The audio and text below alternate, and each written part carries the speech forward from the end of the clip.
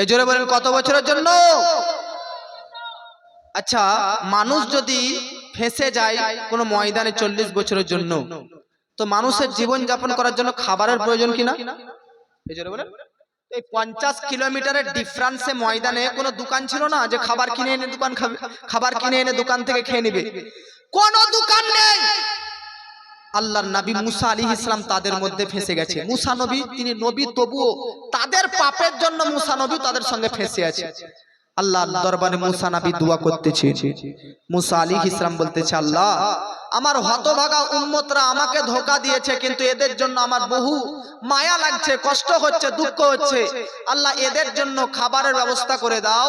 আল্লাহ বলতেছে ঠিক আছে। কোরআন বলতেছে ওয়া নাযালনা আলাইকুম আল মান্না ওয়াল সালওয়া, আল্লাহর পক্ষ থেকে তাদের প্রতি দুটো খাবার অবতীর্ণ হতে লাগলো। জোরে বলেন, জান্নাত থেকে খাবার নাজিল হতে লাগলো মুসলমান। আর আল্লাহর পক্ষ থেকে একটা সুসংবাদ আসলো। মুসা নবীকে বলল, মুসা নবী আচ্ছা বলেন তো, একটা মানুষ যদি একটাই জামা 7 দিন পরে থাকে তাহলে নোংরা হবে কি হবে না? হবে কি হবে না? কিন্তু আল্লাহর পক্ষ থেকে একটা নেয়ামত যে তারা 40 বছর ধরে ওই ময়দানে ফেঁসে যায়, তবুও তাদের একটা জামা কাপড় ময়লাও হয়নি, নোংরাও হয়নি এবং ফেটেও যায়নি। যেই রকম ভাবে 2 মিনিট আগে পোশাক পরলে যেরকম টাটকা পাক্কা সুন্দর ময়লাহীন থাকে, 40 বছর পেরিয়ে যায়, আল্লাহর পক্ষ থেকে তাদের প্রতি একটা কুদরত হয়ে গেছিল যে তাদের পোশাক ছিঁড়েওনি, ময়লাও হয়নি, ওই রকমই ছিল। জোরে বলেন। আর মহব্বতে বলেন, গোসলও করার প্রয়োজন হতো না, কারণ তাদের শরীরে দুর্গন্ধও ছড়াতো না, ময়লাও হতো না। এটা আল্লাহর পক্ষ থেকে একটা অনুগ্রহ, দয়া, নেয়ামত। আর আল্লাহ বলল ঠিক আছে, তোমাদের প্রতি আমি কাপড়, জামা, পোশাক, শরীর সবকে সুস্থ রাখলাম 40 বছরের মধ্যে, কিন্তু খাবারও তো লাগবে। কুরআন বলতেছে তাদের প্রতি খাবার 2 রকমের অবতীর্ণ হতো। কত রকমের খাবার অবতীর্ণ হতো? এই জোরে বলেন কত রকমের? এক রকমের খাবারের নাম মান্না, আর আরেক রকমের খাবারের নাম হচ্ছে সালওয়া। আপনি বলবেন হুজুর মান্না সালওয়া খাবারটা কি? তো এর ব্যাখ্যাকারীগণ বলতেছে মান্না মানে হচ্ছে একটা সাদা রঙের মধু। জোরে বলে, সাদা রঙের হোয়াইট কালারের মধু। আর কিছু মুফাসসির বলতেছে মান্না মানে মধু নয়, বরং হালুয়া, মিষ্টি হালুয়া। কি মিষ্টি হালুয়া? জান্নাত থেকে ওই 6 লক্ষ আজকে বনি ইসরাইল গোত্রবাসীদের প্রতি প্রত্যেক দিন সকাল বেলাতে প্রত্যেকটি মানুষকে, এক একজন মানুষকে আল্লাহ 4 কিলো করে হালুয়া তাদের প্রতি অবতীর্ণ করত। আজকে খাবারের প্লেট আপনারা দিচ্ছেন, তো কত থাকবে খাবারের প্লেটে? খাবার 500 গ্রাম থাকবে নাকি? 500 গ্রাম 200 গ্রাম একটা থাকবে। কি দিচ্ছে এগুলো? সিরনি, কি সিরনি আছে? মিঠা পোলাও। তাই মিঠা পোলাওটা যাকে যাকে যে যতটুকু পাচ্ছেন একটু বাড়িতে গিয়ে ওজন করেন যে কত পাচ্ছেন, 100 গ্রাম, 200 গ্রাম, 500 গ্রাম। কিন্তু আল্লাহ বলতেছে আমি আমার তরফ থেকে প্রত্যেকটা মানুষ 6 লক্ষ বনি ইসরাইল গোত্রবাসীর পক্ষে 4 কিলো করে প্রতি মানুষ পেছু আমি পাঠাচ্ছি। জোরে বলে, 4 কিলো করে হালুয়া পাঠাচ্ছে। এটা মান্না। আর সালওয়া কি? যে 6 লক্ষ, এরা 6 লক্ষ বনি ইসরাইল গোত্র আল্লাহকে ধোঁকাবাজি করেছে, আল্লাহর গজবে লিপ্ত হয়েছে। আবার আল্লাহকে বলছে আল্লাহ 4 কিলো করে হালুয়া দিলে, মিষ্টি জিনিস খেয়ে একটু লবণাক্ত জিনিস ঝাল ঝাল খেতে চাইলে ভালো হতো। আল্লাহ বলে ঠিক আছে, যা প্রত্যেকটা মানুষকে এক্সট্রা সালওয়া মানে একটা পাখি অলরেডি রান্না হয়ে তাদের সামনে চলে আসতো। জোরে বলে সুবহানাল্লাহ। তাহলে এক প্লেটে পাখি রান্না হয়ে আসতো, আর আরেক প্লেটে 4 কিলো করে হালুয়া প্রত্যেকদিন সকাল বেলাতে আসতো। আচ্ছা মা বোনরা, এবার একটা খাবারের কথা আসছে, বলেন তো আপনারা মাংস রান্না করেছেন আজকে রাত্রে, হাঁড়িতে ভরে রেখে দিয়েছেন, 2 দিন পর যদি খোলেন তো নষ্ট হয়ে যায় না? ঠিকঠাক থাকে? জোরে বলে। আমাদের বীরভূমের ভাষায় বলে গুঁধান জ্বলছে। কি বলে ওটা? বলে বাহ বাহ বাহ বাহ, গুঁধান জ্বলছে। আর মালদা আলিপুরে কালিয়াচক ওখানে বলেছে ঘিনাহা, এরকম কি বলে একটা গন্ধ ছেড়ে গেছে, নষ্ট হয়ে গেছে। তো মা বোন আপনারা জানেন খাবার কেন নষ্ট হয়ে যায়? 2 দিন 3 দিন পর খাবার কেন নষ্ট হয়ে যায়? শুনেন, এই ইতিহাসে পাবেন তো আমি বলতেছিলাম ওই 6 লক্ষ বানি ইসরাইল গোত্রবাসীদের উপর 4 কিলো করে হালুয়া আর একটা প্লেটে পাখি রান্নাকৃত প্রত্যেকদিন সকালবেলাতে প্রত্যেকটা মানুষকে আল্লাহ তাআলা দান করতো কি করতো না? এ জোরে বলেন, করতো কি করতো না? এবার কি হলো জানেন? লাস্টে প্রত্যেকদিন খাবার আসতো, এরা একদিন কি করলো? এ বাচ্চা একটু চুপচাপ থাকো। লাস্টে একদিন, এ মা বোনরা একটু শুনবেন, দেখেন মজার কথা।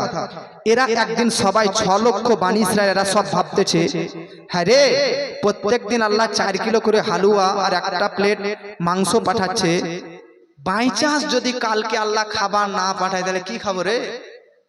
কি বলতেছে? ব্যতিক্রম মনে হয় যদি কালকে না খাবার পাঠায় তাহলে কি করব, কি খাবো? না খেয়ে মরতে হবে। তাহলে এক কাজ কর, তোরা সব 2 কিলো আল্লাহ 4 কিলো দিচ্ছে প্রত্যেকদিন, 2 কিলো আজ খা আর 2 কিলো ভরে রাখ বাড়িতে, বা বাড়িতে বলছে বা 2 কিলো ভরে রাখ, লুকিয়ে রাখ, কালকে যদি আল্লাহ খাবার না পাঠায় তাহলে ওইগুলো খাবারগুলো করে খেয়ে নেব। আচ্ছা বলেন তো, আল্লাহ তাদেরকে প্রত্যেকদিন খাওয়ানোর দায়িত্ব নিয়েছিল কি নেই? কিন্তু দেখলেন এরা কেমন ভাবে ভরসা হারাচ্ছে আল্লাহর প্রতি। বলতেছে কালকে যদি আল্লাহ খাবার না পাঠায় তো কি খাবো? সব 6 লক্ষ এরা সবাই নিজের নিজের খাবারগুলোকে বেঁধে রেখে পুটলিতে ভরে রেখেছে। তারপরের দিন বাস্তবই আল্লাহর পক্ষ থেকে কোনো আর খাবার আসলো না। 2 দিন পেরিয়ে গেল, খাবার আসলো না। মুসা আলাইহিস সালাম আল্লাহকে বলতেছে, আল্লাহ খাবার আসছো না কেন? বলতেছে তোমার ওই বানি ইসরাইল গোত্ররা এত পাপিয়ারা, এত ধোঁকাবাজ, একটা ধোঁকাবাজি করেছে বলে ফেঁসে গেছে, আবার দ্বিতীয় ধোঁকাবাজ আমার প্রতি ভরসা হারিয়ে দিয়েছে। তাদেরকে খাবার দিচ্ছি, বসে বসে 4 কিলো করে হালুয়া পাচ্ছে, মাংস পাচ্ছে, আমার শুকরিয়া জ্ঞাপন করা উচিত ছিল। আর এরা ভরসা হারিয়ে দিল যে কালকে যদি আল্লাহ না পালায়। আর এরা বলতেছে মুসাকে, তোমার খোদাকে বলে দাও না পাঠাকে, কোনো ব্যাপার নাই, খাবার বাঁধা আছে, সব খাওয়া যাবে, কোনো ব্যাপার নাই।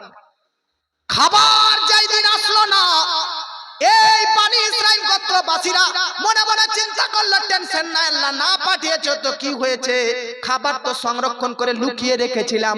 বাবাজি এরা সবাই যখন ওই লুকানো খাবার তো বার করে দেখে তো সব খাবার গুধান জ্বলছে, নষ্ট হয়ে গেছে।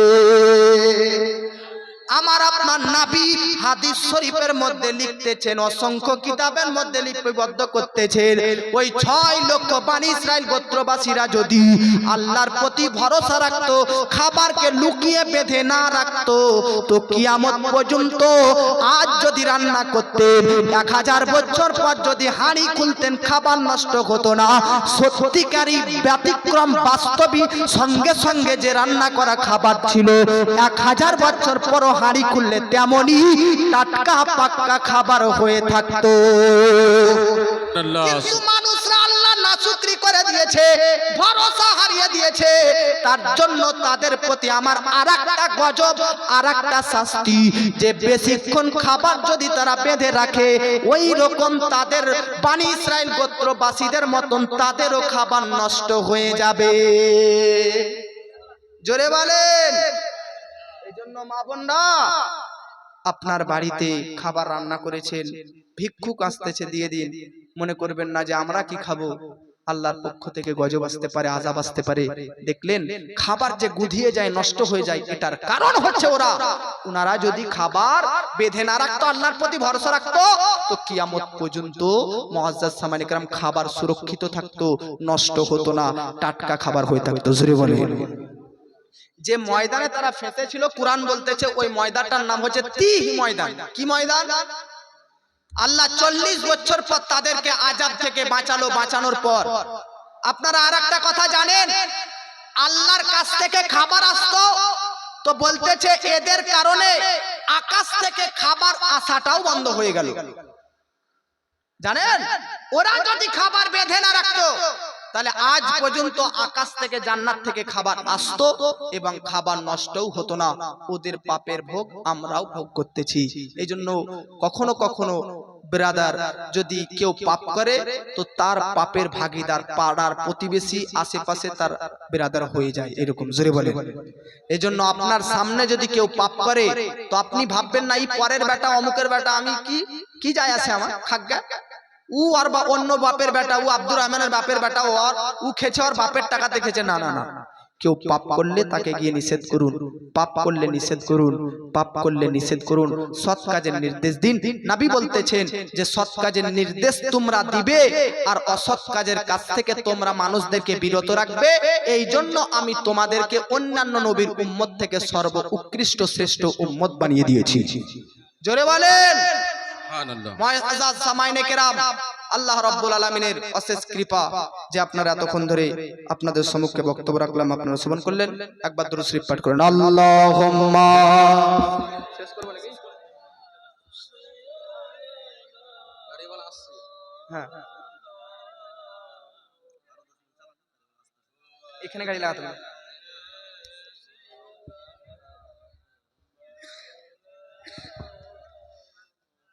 তখন থেকে খাবার নষ্ট হওয়া শুরু হয়ে গেছে। আর 1 মিনিট 10 মিনিট শুনেন, মুসা আলাইহিস সালামের পর কোন নবী এসেছিল? ঈসা আলাইহিস সালাম, নাকি? কয়েক যুগ পর ঈসা। হঠাৎ করে ঈসা নবীর উম্মতরা ওদের নবীকে বলতেছে হুজুর, ঈসা আলাইহিস সালামকে বলতেছে হুজুর, মুসা আলাইহিস সালামের যুগে তার উম্মতদের প্রতি খাবার আসতো আল্লাহর তরফ থেকে, তারা নাশুকরি করে দিয়েছে, আল্লাহর প্রতি ভরসা হারিয়ে দিয়েছে, এজন্য খাবার আর আসে না, খাবার নষ্ট হয়ে যায়। কিন্তু আমাদের বড় শখ যে আপনি যদি নবী বাস্তবই হন তাহলে মুসা আলাইহিস সালামের মতন আপনি দোয়া করুন আর আল্লাহর কাছ থেকে আমাদেরকে খাবার পাঠিয়ে দিন। জোরে বলে কেমন বলতেছে? কথা বুঝতে পারছেন কি আমার না? উম্মতরা বলতেছে এই ঈসা নবী, তুমি নিজেকে নবী বলতেছো, তুমি যদি বাস্তবই নবী হও তাহলে মুসা আলাইহিস সালামের মতন তুমিও আকাশ থেকে আল্লাহর কাছ থেকে খাবার চাও তো দেখি, দেখি আল্লাহ দিছে কি দেয় না। আপনারা কোরআনের মধ্যে পড়বেন রব্বানা আনজিল আলাইনা মাইদাতাম মিনাস সামাই তাকুনু লানা ঈদাল লিআউয়ালিনা ওয়া আখিরিনা। জোরে বলেন সুবহানাল্লাহ। কোরআনের মধ্যে একটা সূরা আছে, সূরার নাম সূরা মাইদা। নাম শুনেছেন? সূরা মাইদা। সূরা মাইদা শব্দের অর্থটাই হচ্ছে দাস্তারখান, মানে হচ্ছে খামচা। খামচা বুঝেন আপনারা? যে প্লেটে খাবার রাখেন, খামচা বুঝেন? এ বলেন না, হ্যাঁ না বলেন? খামচা বুঝেন, মাশাআল্লাহ। হযরত ঈসা আলাইহিস সালাম আল্লাহকে বলতেছে, আল্লাহ আমার উম্মতরা চাইছে যে আমি যদি সত্যিকার নবী হই তাহলে তোমার কাছ থেকে খাবার চাইছে, তুমি খামচা ভর্তি প্লেট ভর্তি খাবার পাঠিয়ে দাও তো। ঈসা আলাইহিস সালামের উম্মতদের উপর ঈসা নবীর কথা শুনে আল্লাহ সরাসরি ওদেরও উপর খামচা ভর্তি আল্লাহ প্রত্যেকদিন খাবার পাঠাতে লাগলেন। জোরে বলে আবার খাবার আসতে আরম্ভ হয়ে গেল। আবার যে আসলো, আল্লাহ একটা দ্বিতীয় সুযোগ চান্স দিল, এই দ্বিতীয় সুযোগটাও হারিয়ে দিল। এই ঈসা নবীর উম্মতরা এরাও খাবারকে বেঁধে বেঁধে রাখতে লাগলো গো, এরাও খাবারকে বেঁধে বেঁধে রাখতে লাগলো। আর খাবারকে এরা বেঁধে রাখতে লাগলো, শেষ প্রান্তে এদের প্রতি গজব অবতীর্ণ হয় আর এরা প্রত্যেককে বানর তৈরি হয়ে যায়। বানর বুঝেন? এরা সবাই বানর হয়ে যায়। এই জন্য বাবাজি মিল্লাতে ইসলামিয়া মুআজ্জাজ, আল্লাহ পাক আপনাকে একটা বাড়ি দিয়েছে, তো একটা বাড়ির প্রতি শুকরিয়া আদায় করতে থাকুন। আল্লাহ পাক আপনাদেরকে একটা গাড়ি দিয়েছে, তো একটা গাড়ির প্রতি বেরাদার শুকরিয়া আদায় করুন। আল্লাহ পাক আপনাকে বেরাদার 1 লাখ টাকার মালিক করেছে, তো ওটার প্রতি শুকরিয়া আদায় করুন। 1 বিঘা জমির যদি মালিক করেছে, ওটার প্রতি শুকরিয়া আদায় করুন। না শুকরি করিয়েন না। মা বোনেরা আপনাদেরকে বলতেছি, গহনা যদি একটা গয়না যদি হয়েছে, সোনা চাঁদি একটা আংটি হয়েছে, ওটার প্রতি স্বামীর কৃতজ্ঞতা প্রকাশ করুন, স্বামীর শুকরিয়া আদায় করুন। স্বামী আপনাকে একটা মালা দিয়েছে, একটা সোনার মালা বানিয়েছে, একটা আংটি দিয়েছে, না শুকরি করিয়েন না, ওটার প্রতি আপনি কৃতজ্ঞতা প্রকাশ করুন। না হলে আপনি এতক্ষণ ধরে শুনলেন ওই সমস্ত নবীর উম্মতরা না শুকরি করার কারণার্থে তাদের প্রতি কেমন কেমন আযাব অবতীর্ণ হয়েছে। আপনারাও যদি চান আপনাদের প্রতি কোনো আযাব আসুক, আপনারা যদি চান যে আপনাদের প্রতি কোনো আযাব না আসুক, গজব না আসুক, তাহলে যেই হালে আছেন, যেই অবস্থাতে সংসার করতেছেন, বেশি বাড়াবাড়ি করিয়েন না। ওই সংসারের ওই অবস্থার প্রতি আল্লাহর কোটি কোটি শুকরিয়া আদায় করতে থাকো। মেঘের বান তুমি, মেঘের বান, মেঘের বান তুমি, মেঘের বান, আমি পাপী গুনাহগার, তুমি ছাড়া কে আছে আর, ক্ষমা করো ও গো খোদা, তওবা করি বারে বার। ইয়া রাহিমু রহমান ইয়া কারিমু, মেঘের বান, মেঘের মেঘেরবান তুমি মেঘেরবান মেঘেরবান তুমি মেঘেরবান জোরে বলেন মহব্বতে বলেন জেনে না জেনে হাজার পাপের সাগরে ডুব দিয়েছি পথ হারিয়ে ভুলে বুঝে না বুঝে হাজার পাপের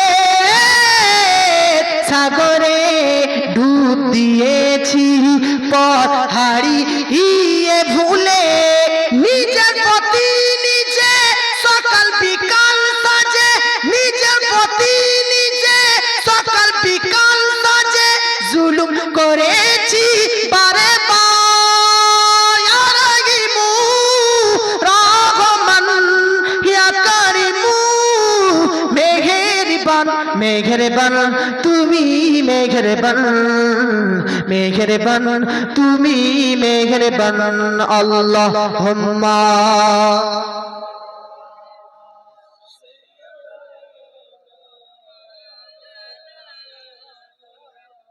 ওয়া আলা আলিহি